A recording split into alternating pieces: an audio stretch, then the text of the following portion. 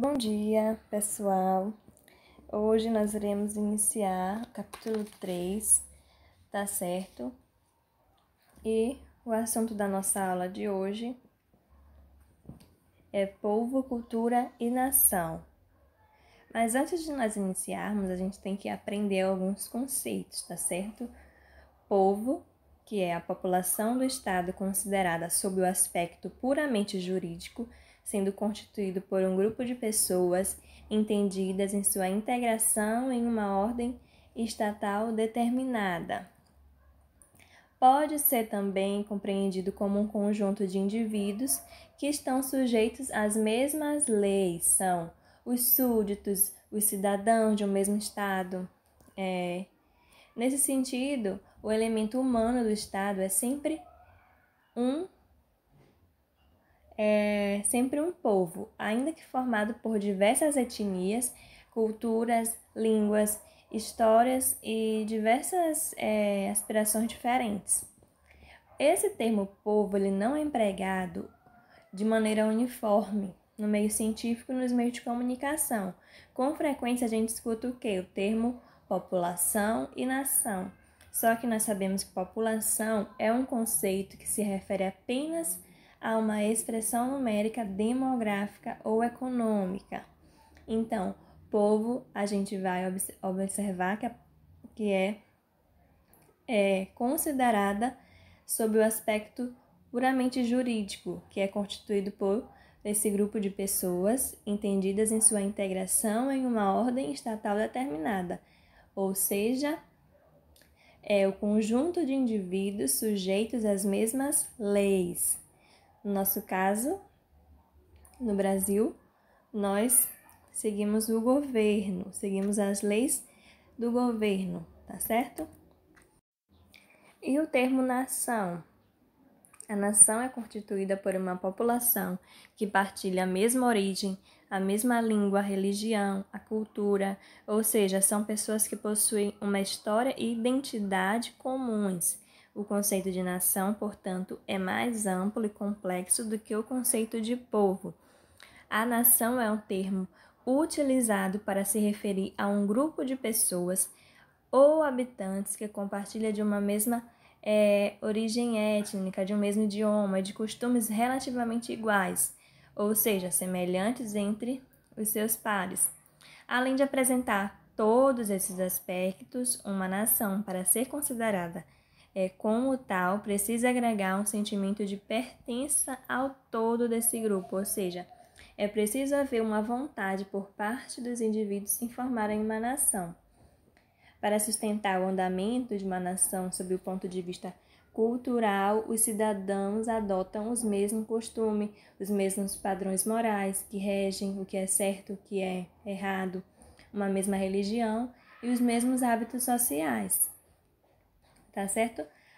E também, para garantir essa união, as diferentes nações buscam consolidar os seus territórios, a fim de assegurar a sua posse e a sua soberania, tá certo? Na próxima aula nós vamos falar sobre o território.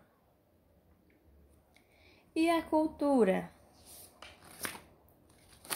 Bom, de modo geral, a cultura envolve elementos como a língua que falamos, as receitas culinárias que aprendemos com nossos pais, com os nossos avós, os objetos fabricados, o estilo dos edifícios construídos, a religião, as vestimentas.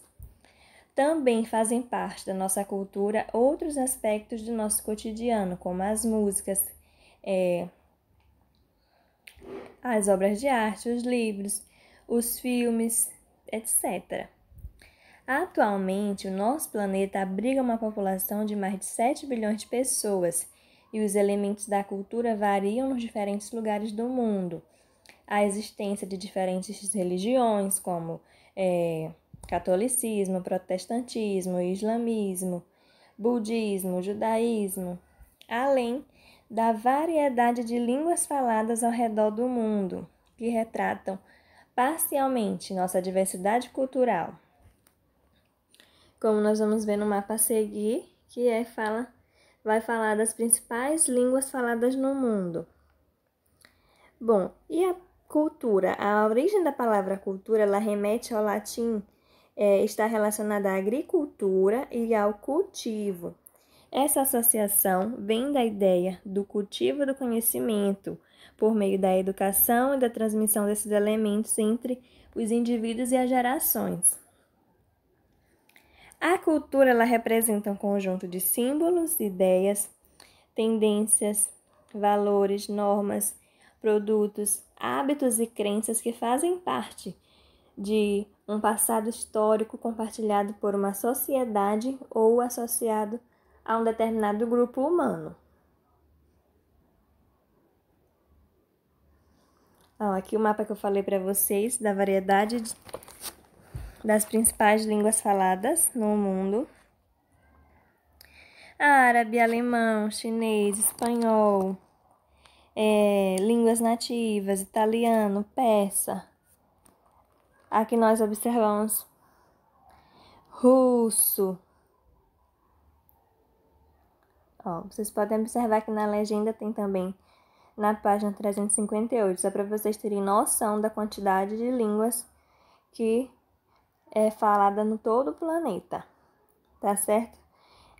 Inglês, indonésio, português, romeno, enfim, uma infinidade. Então, gente, considera-se que um grupo de pessoas apresenta uma identidade cultural quando compartilha crenças, hábitos e outros elementos culturais. Essa identidade, ela constitui uma consciência coletiva, baseada em laços naturais e no sentimento de pertencimento ao lugar. Os grupos que compartilham uma mesma identidade cultural, eles são reconhecidos como uma nação. Essa nação que eu falei para vocês há pouco. Então, esse grupo de pessoas que compartilham uma mesma identidade cultural, os mesmos hábitos, as mesmas crenças e outros elementos culturais, por exemplo, o que come todo dia, os hábitos alimentares, os hábitos de higiene, que cada país, cada nação, ela pode ser diferente uma das outras, entendeu? Então, esses grupos que compartilham de tudo isso, essa identidade cultural, são reconhecidos como nação. Além disso, a cultura de uma nação, ela não é estática. As transformações, elas ocorrem de modo geral em função do contexto social e histórico da época, do contato e da combinação de diferentes elementos culturais em um mesmo território. As diferenças culturais entre os povos resultam de diversas experiências e processos históricos e da cultura acumulada por muitas gerações de distintos grupos humanos. Como nós observamos aqui na primeira foto, as manifestações culturais, como o carnaval, que já está enraizada na tradição de grupos e lugares, e já é parte indissociável da identidade do país. Por exemplo, aqui no Brasil, o carnaval ele já está enraizado na nossa cultura.